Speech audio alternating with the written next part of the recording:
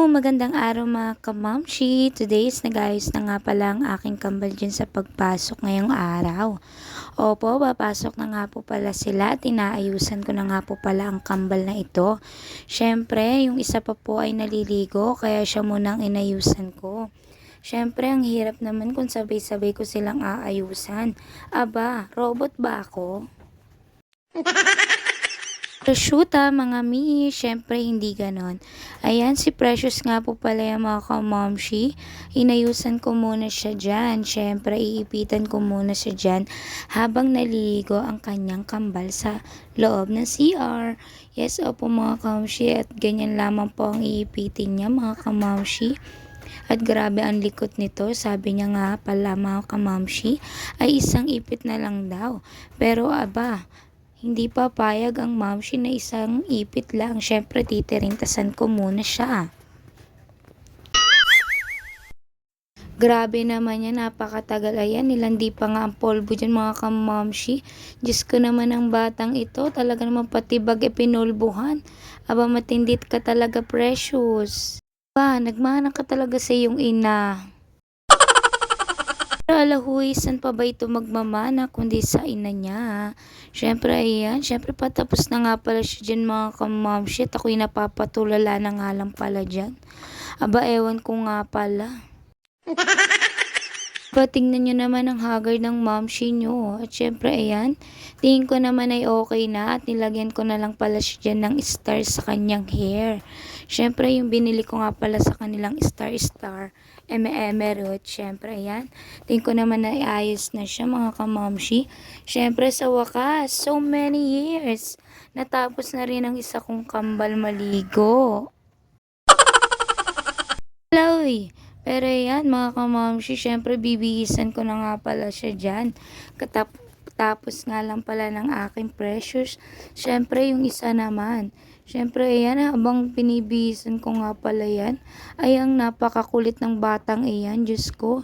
Sabi niya ay siya na lang nga daw po ang magbihis ng sarili niya. Kasi si Precious nga naman daw ang nagbihis sa sarili niya. Sabi ko ay hindi, itanong mo pa sa kapatid mo. Syempre mga kamamshi, ako ang nagbibihis sa kanila. Syempre mga bata pa sila kaya ako ang nag-aayos ng kanilang mga damit. Syempre alangan naman manalo siya sa akin. Hindi siya mananalo sa dragon na ina. Charot! Pero syempre iyan, grabe naman itong likot ng Precious ko. Papasok na nga lang ay ginalaw pa ang kanilang mga ipit. Aba, matindi ka talaga anak. Talagang pinagbubukod-bukod niya ang mga kulay ng mga ipit niya. Diyos ko naman, no, pinapahirapan ang sarili.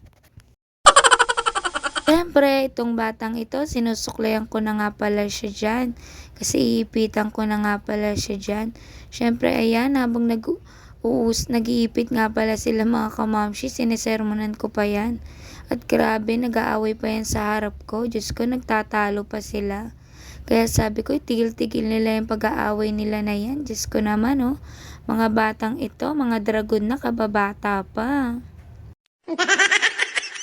Super mga maldita naman na catch na kambal na ito. Diyos ko naman, no, tatanda agad ang ina nyo. Pero shoota, joke lang yon. Syempre, hindi tayo magpapaka-stress. Kaano man dumating sa buhay, ay carry lang natin mga kamamshi. Kahit na yung feeling na lungkot ka na at walang-wala ka. Hala, uy, nagdrama. Dumadrama ang momshi na ito. Nag-iipit lang yan. Ang daming iniisip na drama. So, kahit ganun pa man mga kamomshi, stay positive lang po tayo everyday. Kahit sobrang lungkot. Tarot! Siyempre, need natin magpakatatag para sa dalawang batang ito. At ay super likot at super kamaluditahan. Like mother. Siyempre, kanino pa ba itong magmamana kundi sa akin lang naman. Aba, ang drama ng momshi nyo. Siyempre, patapos na nga pala siya dyan mga kamomshi. At malapit na nga pala kami mag-ready-readyhan dyan. Syempre, nilagyan ko rin pala siya dyan ng star-star dyan sa kanyang hair para naman ay maganda-ganda ang kanilang buhok. Kasi yung iba nilang mga ipit, nagkawala na. Aba, nagbakasyon lang, nagkawala na. Akala naman napakayaman ng nanay nila. Diyos ko naman tong mga batang ito. Talaga namang winawala mga ipit nila.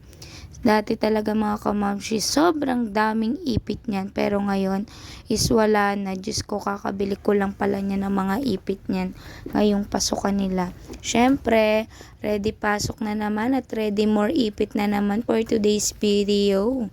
Kaya ayan, syempre fast forward mga kamamshi, ay tapos na nga para rin ako maligo dyan. Syempre nagmaladali ang mamshi nyo maligo. Ay aalis na nga pala kami dyan. Syempre nagbabay na ang kambal. At ayan, sinundo na nga pala kami ng aking mga sistered.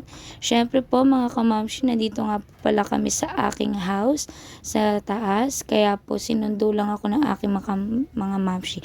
At yan, fast forward, nandito na nga po kami sa loob ng mga kamamshi. At dyan lamang, maraming salamat po. Bye-bye!